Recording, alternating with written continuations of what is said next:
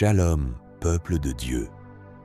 Que la grâce et la paix de notre Seigneur Jésus-Christ soient avec chacun de vous, là où vous êtes en train de me regarder en ce moment. Avant même que nous commencions, je veux que tu poses un acte prophétique maintenant. Écris Amen en commentaire. Oui, écris-le avec foi, avec conviction.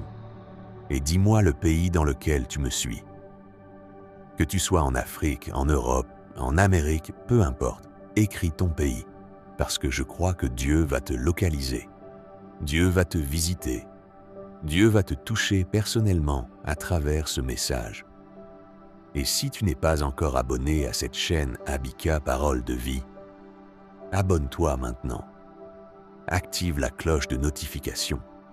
Et n'oublie surtout pas de liker cette vidéo, parce que ce message peut transformer une vie. Et cette vie peut être la tienne. Aujourd'hui, nous allons entrer dans une révélation profonde. Une révélation que beaucoup entendent sans comprendre. Une vérité biblique qui est souvent négligée, mal expliquée ou même confondue.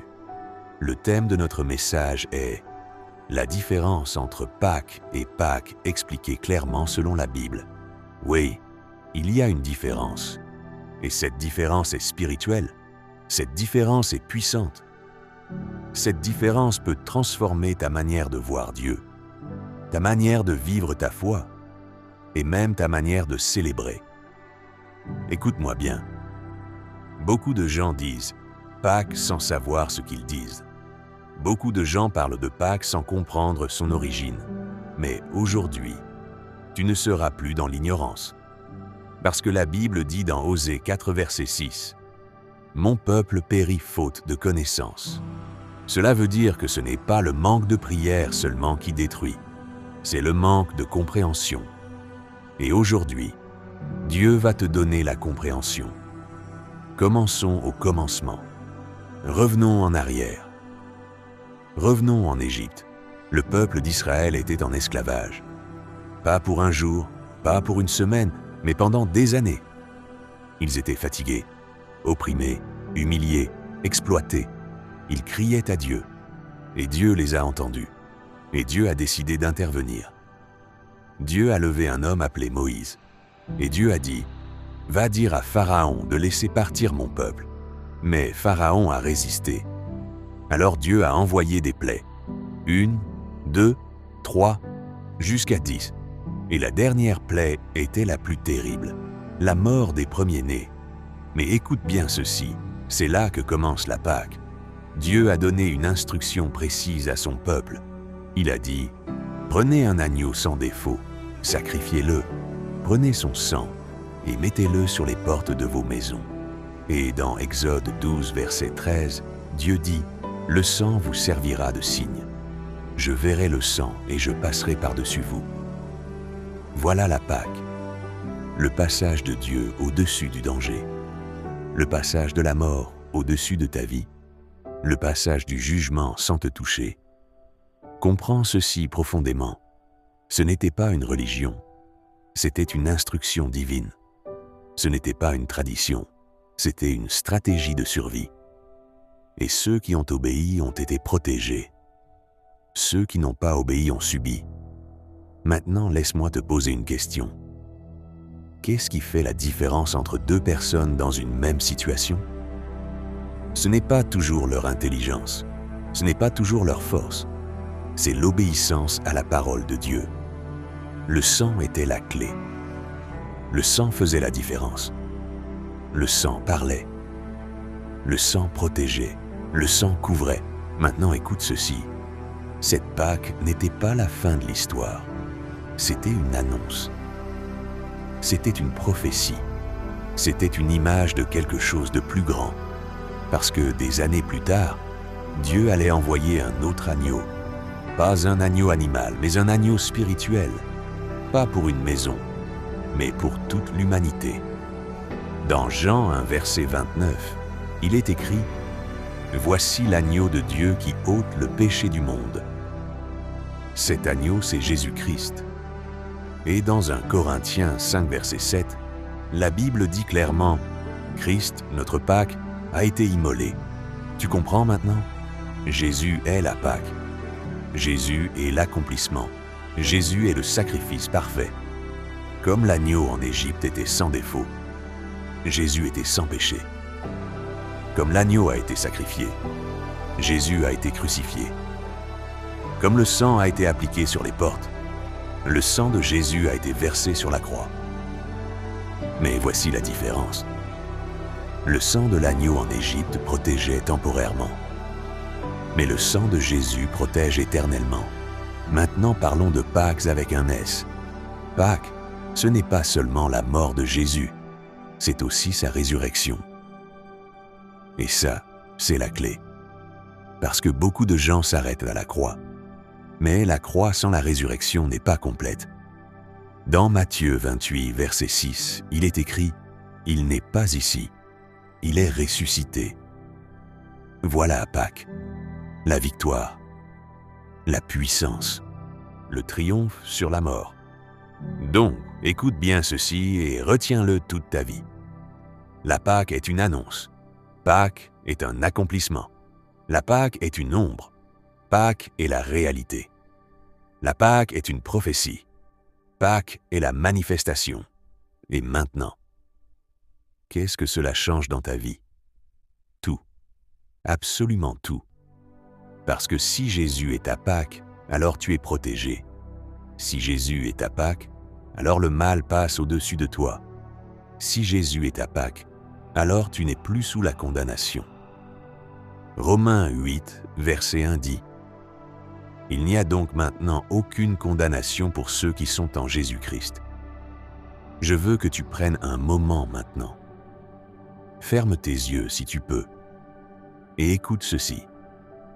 Je déclare sur ta vie que tout ce qui devait te détruire passe au-dessus de toi, que toute attaque spirituelle échoue, que toute malédiction est brisée, que le sang de Jésus parle pour toi.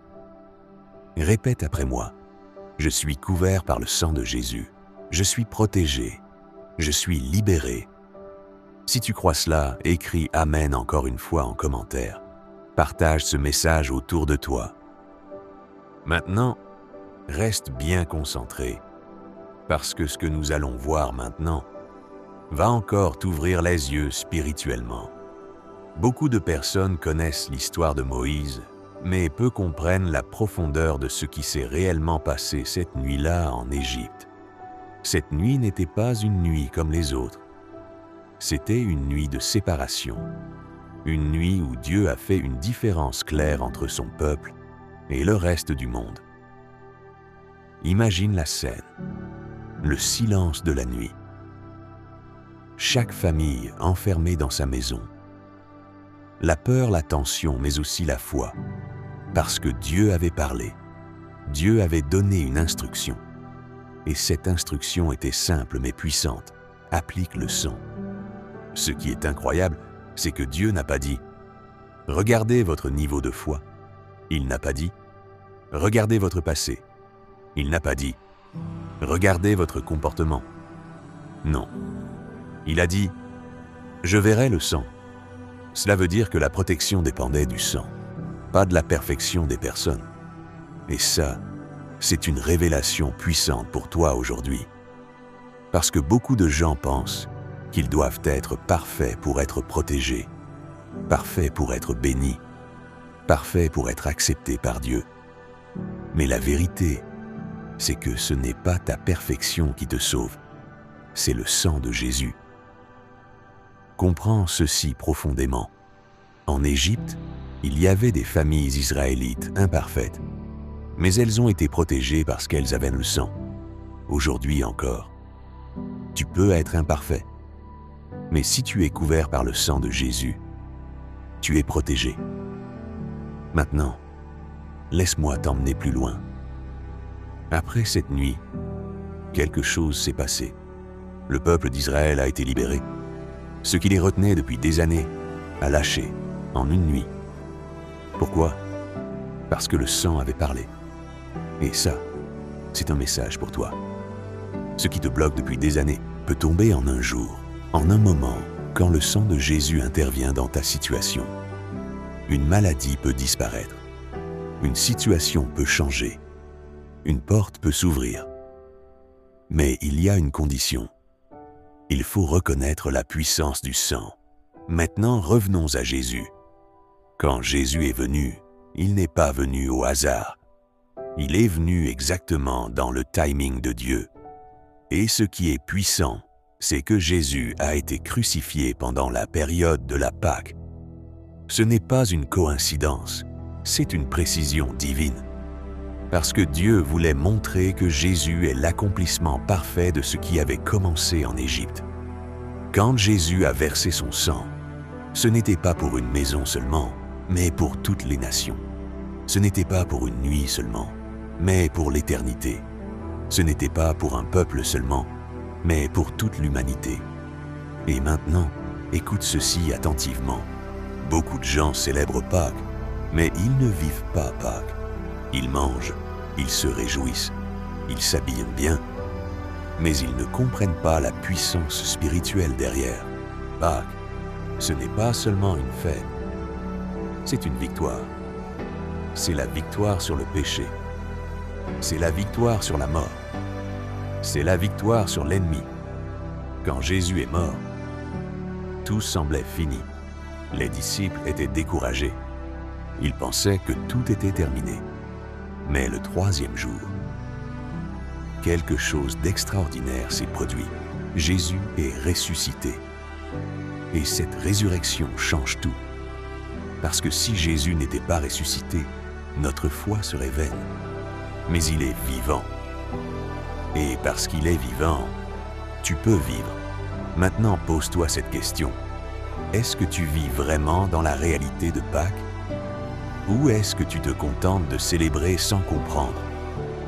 Parce que comprendre Pâques et Pâques, ce n'est pas seulement connaître une différence grammaticale.